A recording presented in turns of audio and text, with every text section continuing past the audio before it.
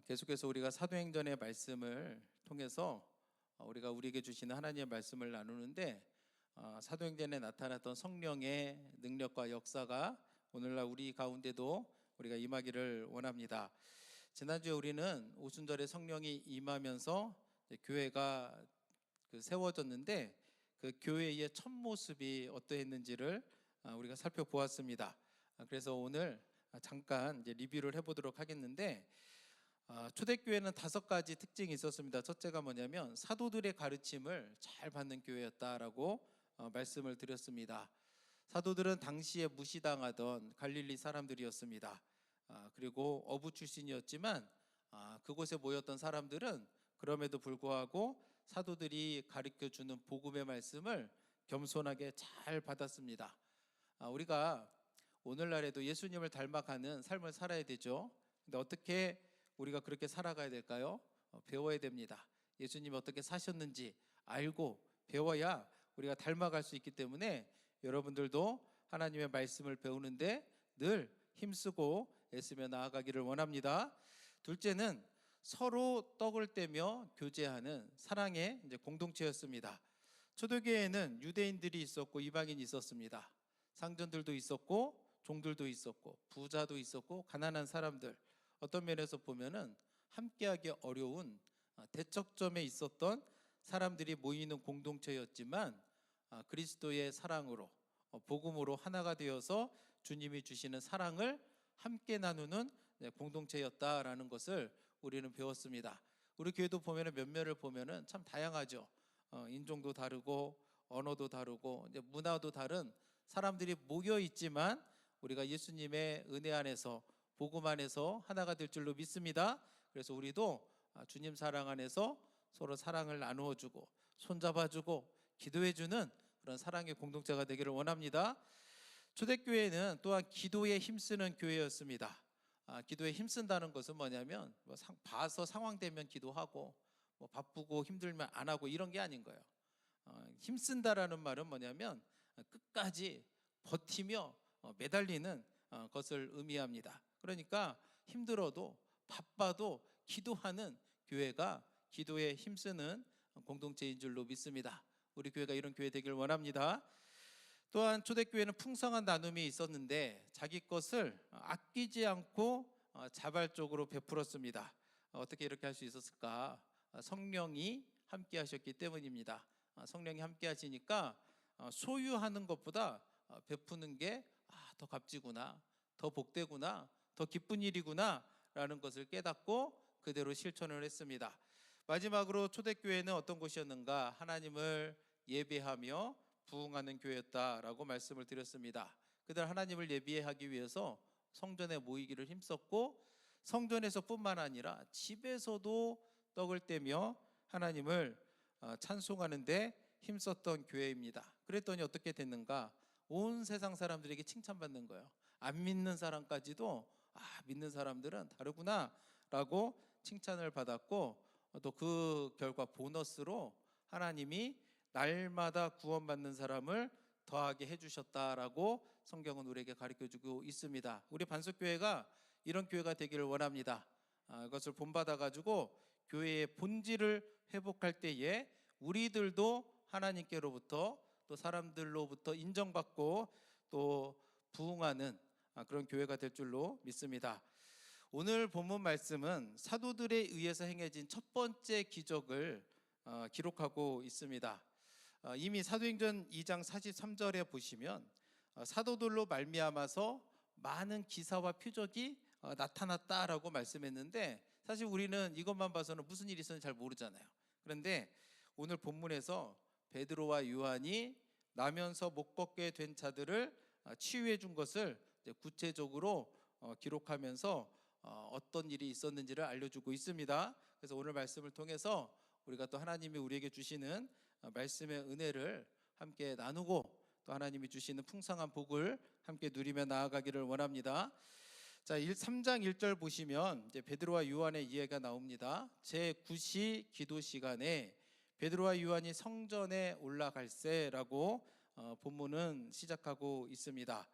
사실 베드로와 요한은 오래전부터 굉장히 가까웠던 사이였습니다. 누가복음 5장 10절에 보시면 예수님이 부르시기 전부터 갈릴리 바닷가에서 함께 동업하며 고기를 잡던 어부였습니다. 그리고 예수님의 부름을 받은 이후에도 12제자가 있는데 예수님이 특별히 가까이 하셨던 제자 셋이 있는데 야고보와 함께 예수님을 가장 가까이에서 모시고 섬겼던 제자들이기도 했습니다. 베드로와 요한은 예수님이 십자가에 달려 죽으시던 그 유월절에 만찬을 준비하는데 예수님이 베드로가 요한에게 유월절 만찬을 준비하라고 시켜서 함께 준비도 하기도 했었고, 또 예수님이 체포된 후에는 모든 제자들이 다 두려운 가운데 예수님을 떠나갔지만 베드로와 요한은 대제사장의 집들까지 가서 예수님이 그곳에서 어떤 일을 당하는가 보았던 그 2명의 제자들이었습니다. 그리고 예수님이 부활하시고 나서 이제 빈 무덤을 보게 됐는데 마리아가 가서 예수님 무덤 비어 있다라고 말한 사람이 누구냐면 베드로와 요한이에요. 그래서 그들이 보고 나서 빈 무덤을 함께 보기도 했었는데 이 둘이 오늘 본문에서는 제9시 기도 시간에 성전으로 올라갔다라고 말씀합니다. 제9시면 오늘날로 9시 생각하시면 안 됩니다. 제9시면 오후 3시입니다. 오후 3시. 유대인들은 오전 6시를 하루 일과의 시작으로 봤어요. 그래서 6시가 기준이 돼서 오전 7시가 되면 그 시간을 뭐라고 불렀냐면 제1시라고 불렀습니다. 그 8시가 되면은 제2시, 그리고 9시가 되면은 제3시. 그래서 지난번에도 성령이 충만해가지고 다른 언어로 막 말할 때에 술 취한 건 아니냐 했을 때 뭐라 했습니까? 베드로가 지금이 제3시인데 무슨 소리냐 했잖아요. 그게 뭐냐면 아침 9시였다는 거죠. 그러니까 지금 제9시다라는 것은 뭐냐면 6시부터 9시간을 더해보면 어떻게 됩니까? 오후 3시가 됩니다. 제9시가 되었을 때에 베드로와 요한이 성전으로 이제 올라갔다라고 합니다. 그래서 올라갈새라고 그래요. 근데 원문의 그 문법적인 표현을 보면은 올라갈새 이 말이 한 번 간 게 아니에요. 이 말의 표현은 뭐냐면 반복적으로 습관적으로 3시가 되면 오후 3시가 되면 그들이 성전으로 이제 올라갔다라는 것을 알려줍니다. 그러면 베드로와 요한은 왜 날마다 성전에 그 시간이 되면 갔을까? 그 보시면은 기도 시간이라고 나와요. 제9시 기도 시간에 그러니까 기도하기 위해서 갔다라고 그렇게 이야기합니다. 유대인들은 하루 3번 기도하는 습관이 있었습니다. 그래서 그 다윗도 뭐라고 고백하냐면 저녁과 아침과 정오에 기도하였다라고 시편 55편 17절에서 말씀하고 있고, 우리가 잘 아는 다니엘도 하루 3번 기도하는 습관이 있었습니다. 그래서 왕이 조서를 내려가지고 왕 이외의 다른 신이나 사람에게 절하지 마라, 절하면 사자굴에 들어가게 될 것이다 라고 말했음에도 불구하고 다니엘은 늘 하던 대로 하루 3번 기도했었다라고 다니엘서 6장은 또 우리에게 가르쳐주고 있습니다. 그래서 지금 베드로와 요한이 성전에 갔습니다. 왜 갔다고 그랬습니까? 기도하러 갔다고 했잖아요.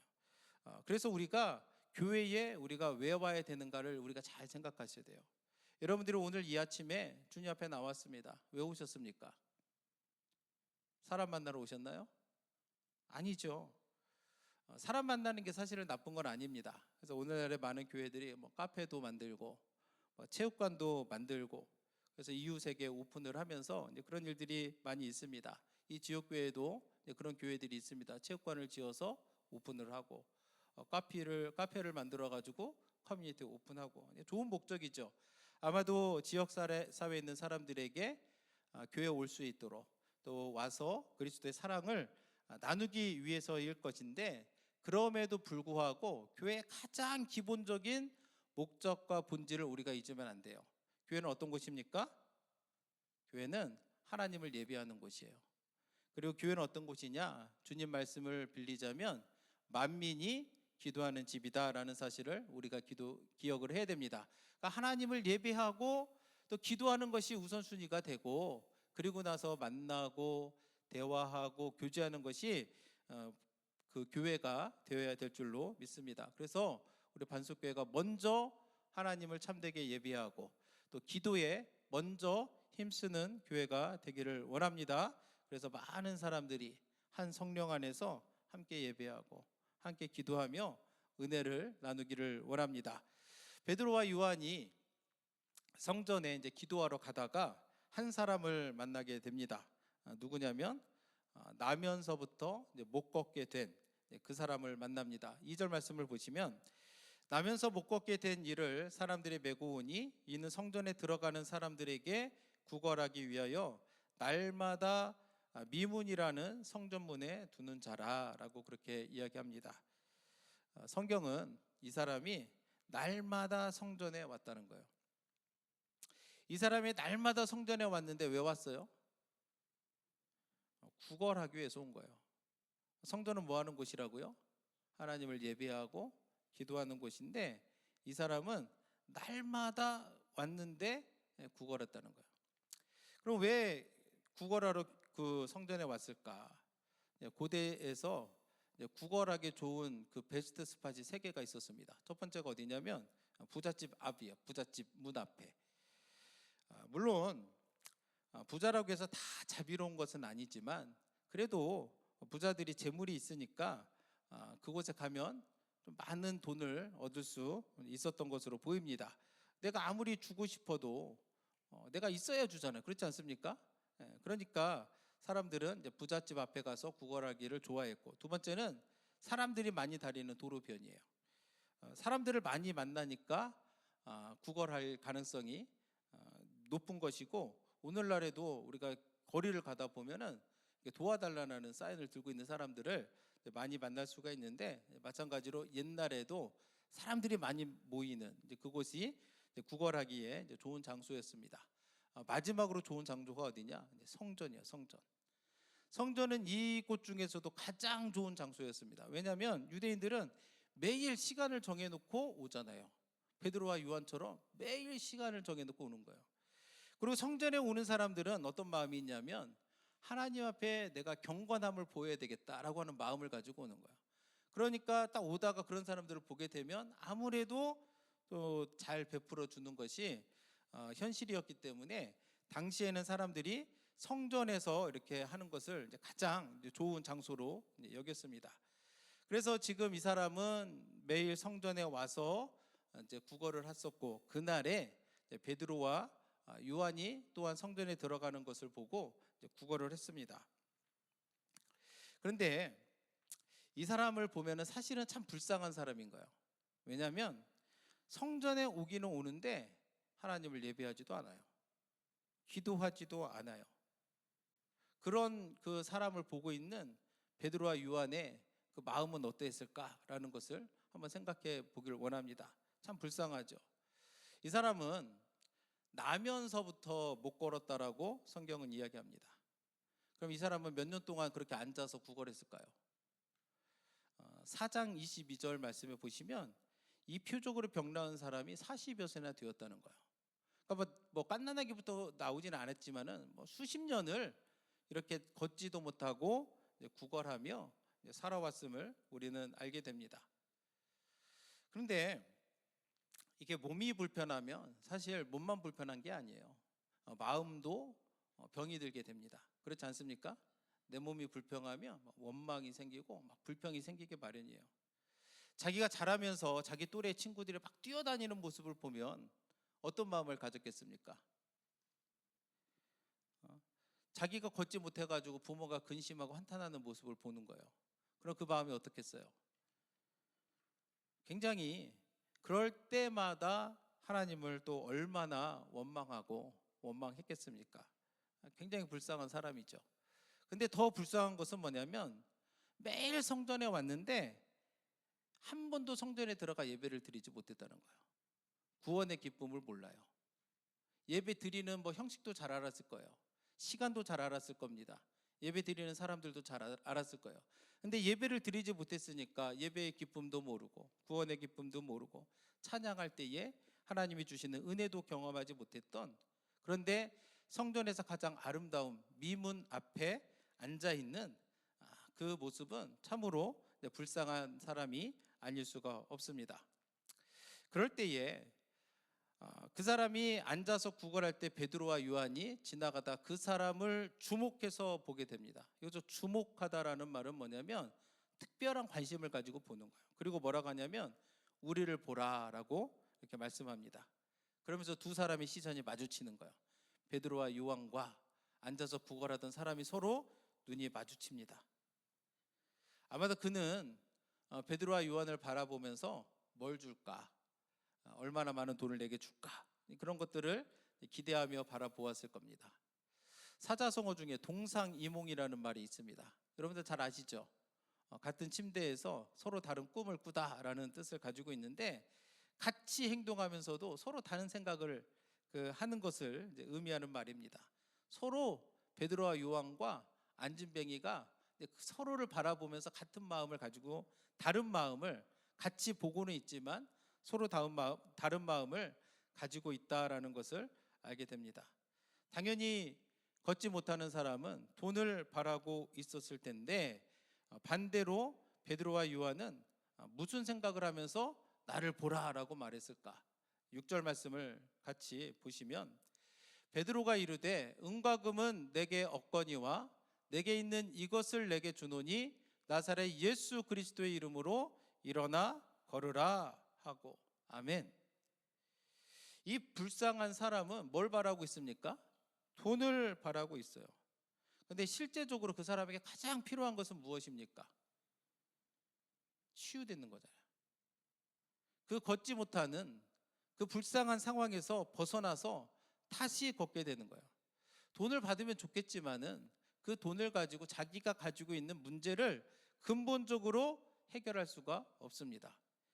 그런데 베드로와 요한이 나사렛 예수의 이름으로 일어나 걸으라 라고 말했을 때 무슨 일이 일어났어요?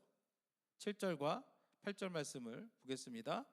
오른손을 잡아 일으키니 발과 발목이 곧 힘을 얻고 뛰어서서 걸으며 그들과 함께 성전으로 들어가면서 걷기도 하고 뛰기도 하며 하나님을 찬송하니. 아멘.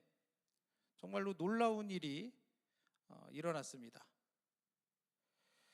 그래서 이 기적을 보면서 우리는 세 가지 특징을 발견하게 되는데, 첫째는 뭐냐면 이 하나님의 기적은 우리가 예상하지 못하는 하나님의 타이밍에 일어났다라는 것을 우리는 알게 됩니다.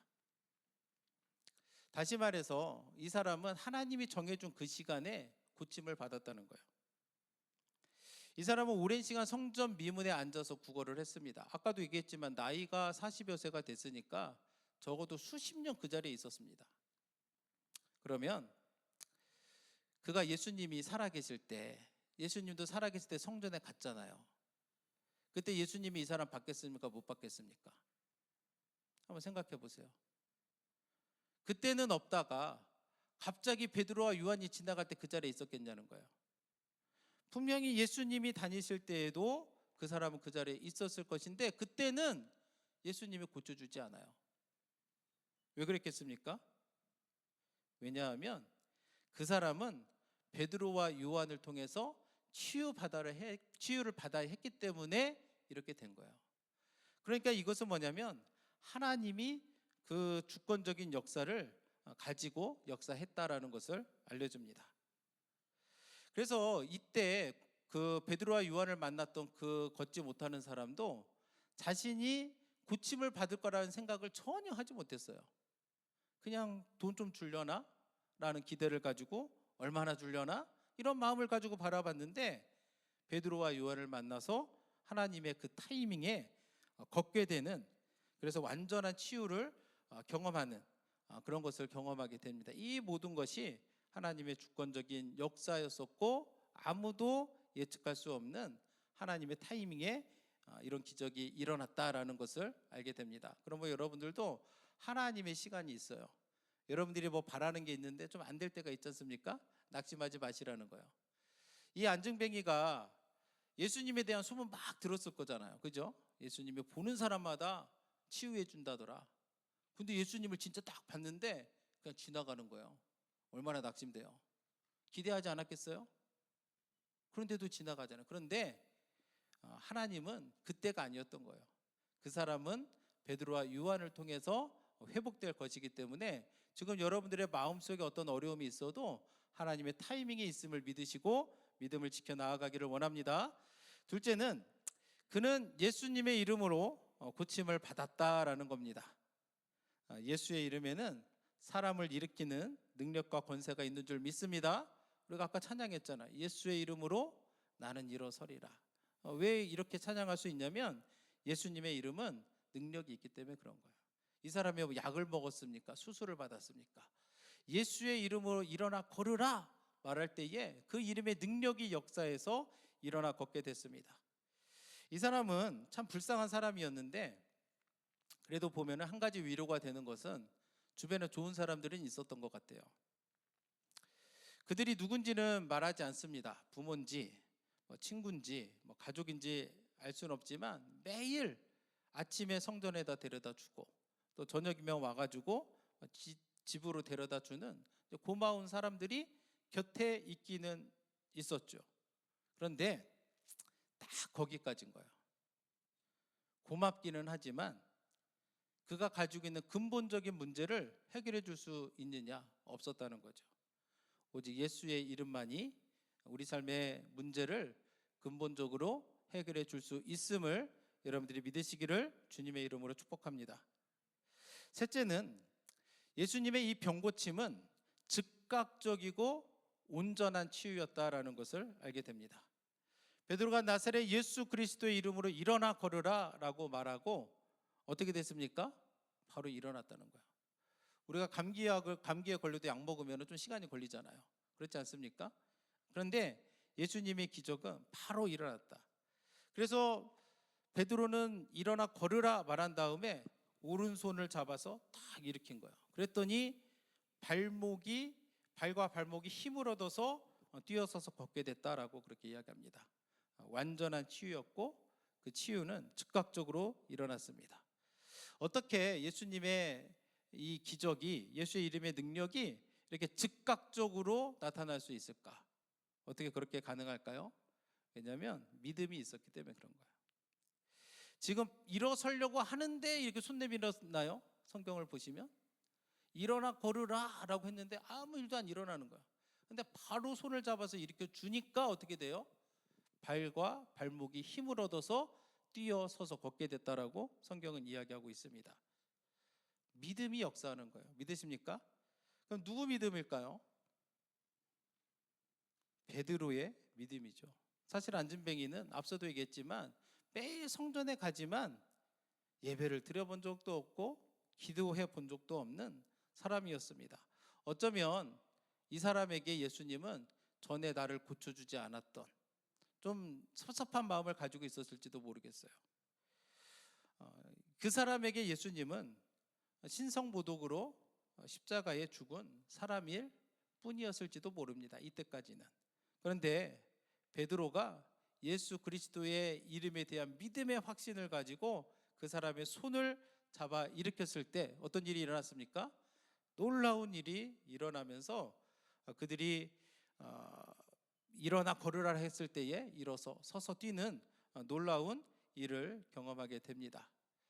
우리가 하나님 앞에 나아갈 때에 일어나 걸으라 말할 수 있어요. 그죠? 그리고 기도할 수도 있습니다.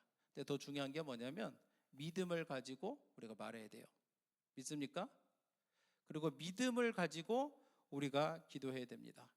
우리가 지금 주보 그 광고에 보면은 중보기도 제목을 있으면서 기도해달라고 부탁을 하잖아요. 여러분들 어떻게 기도해야 될까요? 하나님이 고쳐주신다는 믿음을 가지고 기도하셔야 돼요. 아멘? 그 믿음이 가지고 베드로가 손을 잡아 일으키니까 그 믿음의 행위에 역사가 나타나면서 그 사람이 완전하고 즉각적인 치유를 경험하는 모습을 우리는 보게 됩니다. 우리들 가운데도 이런 능력이 함께하기를 원합니다. 자, 드디어 이제 그가 나면서부터 한 번도 못 걸었는데 이제 드디어 걷게 됐습니다. 기분이 어떠했을까요? 말해서 무엇합니까? 그죠? 얼마나 좋았겠습니까? 전혀 기대하지도 않았고 어쩌면 하나님을 원망하며 살아왔을지도 모릅니다. 그런데 지금은 베드로와 요한을 만나가지고 예수 그리스도의 이름으로 걷고 뛰게 되었습니다. 자, 여러분이었다면 그리고 나서 뭐 했을 것 같습니까? 전혀 생각지도 못했는데, 평생을 걷지를 못했는데 하나님의 능력으로 치유를 받았어요. 뭐 했겠습니까? 어쩌면 자신을 낳아준 부모님을 찾아가서 이게 걷기도 하고 뛰기도 하는 그 모습을 보여주고 싶었을지도 모릅니다. 어쩌면 평생 자신을 성전에다 데려다 주고 집에 데려다 주었던 그 고마운 사람에게 가서 자신의 변화된 모습, 그렇게 치유된 모습을 보여주면서 이렇게 그런 마음이 있었을지도 모르겠습니다. 또 어쩌면 자기 이렇게 걷지도 못하고 구걸한다고 성전을 지나갈 때마다 무시했던 사람들이 있잖아요. 그 사람들에게 나가가지고 자기가 이렇게 건강하게 뛰고 걷는 그 모습을 보여주고 싶었을지도 모릅니다. 그런데 그는 어떻게 했느냐? 그렇게 하지 않았다는 거예요. 그가 걸을 수 있게 되었을 때 뭐 했느냐? 베드로와 요한과 함께 성전으로 들어갔다는 거예요. 놀랍지 않습니까? 그리고 성전에 들어가서 뭐 했습니까? 하나님을 찬송했다라고 성경은 가르쳐주고 있습니다. 우리도 이런 모습이 되어야 될 줄로 믿습니다. 우리가 은혜를 받으면 은혜에 감사할 줄 알아야 돼요. 믿습니까? 누가복음 17장에서 보면 예수님이 10명의 나병 환자를 고쳐주셨습니다. 10명의 나병 환자를 고치고 예수님은 제사장에 가서 보이라고 말해요. 왜냐하면 당시에는 제사장이 보고 컨펌을 해줘야 됐거든요. 왜냐하면 나병 환자들은 격리됐잖아요. 근데 그가 공동체 안에 같이 어울려 살려면 제사장이 보고 예스 해줘야 되는데 그래서 이제 보이라고 한 겁니다. 그리고 나서 10명의 사람 중에 제사장에게 몸을 보이고 나서 예수님께 다시 돌아와서 감사와 영광을 올린 사람이 몇 명이었을까요? 한 명이었어요. 한 명. 이처럼 많은 사람들이 때로는 기적에만 관심이 있을 때가 많아요. 하나님이 우리에게 주시는 선물에만 우리의 마음을 빼앗길 때가 많다는 거예요. 그러면서 어떻게 됩니까? 그 선물을 주신, 그 기적을 베풀어 주신 하나님을 잊어버릴 때가 있어요. 우리는 그러면 안 됩니다. 우리는 하나님이 내게 주시는 일용할 양식에 대해서 이걸 누가 주셨느냐? 주신 분을 기억해야 돼요. 하나님이 내게 어떤 기적을 베풀어 주셨을 때에, 은혜를 베풀어 주실 때마다 그 은혜를 베풀어 주신 하나님을 기억하면서 그 하나님께 감사하고 찬송하고 영광 올려드려야 될 줄로 믿습니다. 우리는 걷고 뛰기만 해서는 안 돼요. 우리는 걷고 뛰며 뭐 해야 됩니까? 하나님을 찬송하는 사람이 되어야 될 줄로 믿습니다. 나면서 못 걷게 된 사람이 막 걷고 뛰고 하나님 찬송하는 거를 모든 백성이 보았습니다. 그들이 어떻게 했을까? 9절과 10절 말씀을 보시면 모든 백성이 그 걷는 것과 하나님을 찬송함을 보고 그가 본래 성전 미문에 앉아 구걸하던 사람인 줄 알고 그에게 일어난 일로 인하여 심히 놀랍게 여기며 놀라니라 라고 성경은 말씀하고 있습니다. 수십 년을 그 앞에서 걷지도 못하고 구걸했으니까 당시에 있던 사람들은 다 그 사람이 누군지 알잖아요.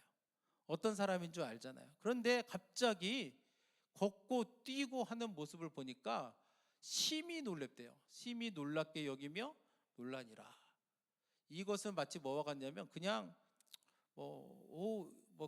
멋지네, 쿨 이 정도가 아닌 거예요. 정말 자신의 그 감정을 주체하지 못할 정도로, 예전에 보니까 우리나라 월드컵 4강 올라갔을 때 막 난리가 나더라고요. 아마 그러한 막 그 감격과 기쁨을 가지고 사람들이 놀랬다는 거예요. 그래서 이 기적이 백성들에게 큰 증거가 되는 거예요. 어떤 증거가 되느냐? 베드로와 요한이 하나님의 진짜 사도가 맞구나.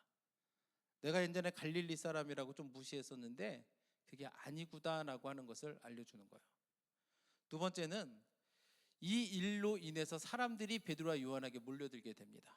11절에 보면은 솔로몬 행각으로 사람들이 몰려들어요. 그때에 베드로가 사람들에게 또 하나님의 복음을 설교할 수 있는 기회를 얻게 되는 것을 우리는 보게 됩니다. 그러니까 아까도 말했지만 하나님의 타이밍이라고 했잖아. 왜 베드로와 요한이었느냐? 이 요한과 베드로와 요한이 하나님의 진짜 사도임을 드러내고 또 그들을 통해서 또 그 기적을 통해서 사람들에게 복음을 전할 기회를 주는 그 결과를 우리는 보게 됩니다. 그래서 우리가 오늘 말씀을 정리하고자 하는데, 오늘 우리는 나면서부터 걷지 못했던 매우 불쌍한 사람을 우리가 보았습니다. 그리고 그 사람이 예수 그리스도의 이름으로 치유를 받았습니다. 오늘 말씀을 보면서 저는 우리 교회도 이런 치유와 구원의 역사가 나타나기를 원합니다. 오늘날에도 이렇게 걷지 못하는 사람들이 있어요. 영적으로 매주 교회 오기는 옵니다. 교회 오기도 하고 듣기도 하고 하지만 참된 예배와 찬양을 드리지 못하는 사람들이 있습니다. 하나님 말씀 듣기는 듣는데 깨닫지 못해요. 결단하지도 못해요. 어떻게 해야 될까요? 예수 그리스도의 이름을 믿고 의지하시기를 주님의 이름으로 축복합니다. 그 이름에는 우리 삶을 변화시키는 능력과 권세가 있음을 여러분들이 믿으시고 그 믿음을 가지고 하나님께 나아가기를 부탁을 드립니다. 참된 예배와 찬양을 하나님께 올려드리세요.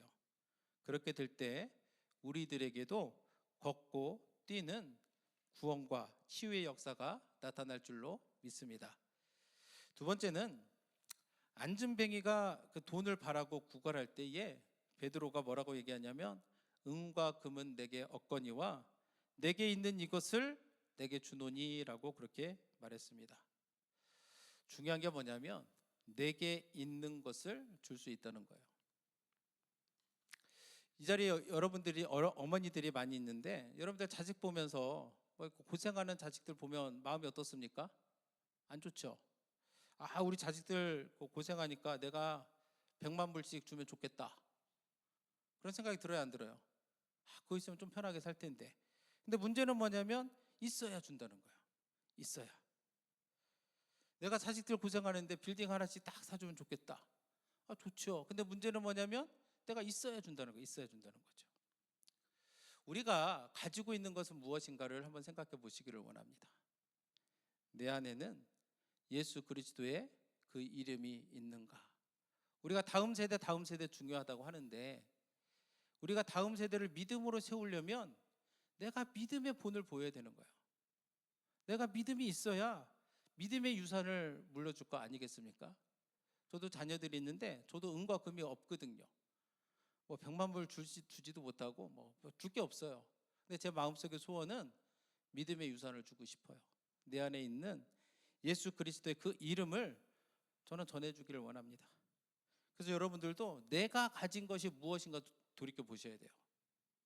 내 안에는 예수의 이름이 있는가 생각하시면서 말씀을 가까이 하시기를 부탁을 드립니다. 믿음을 가지시고 그리고 사모하는 자에게 그 이름의 능력이 임할 줄로 믿습니다. 사모하는 마음 가지세요. 그래서 이 자리에 있는 모든 분들이 예수 그리스도의 이름과 그 능력이 충만하게 되기를 주님의 이름으로 축복합니다. 이 시간 다 함께 기도하시겠습니다.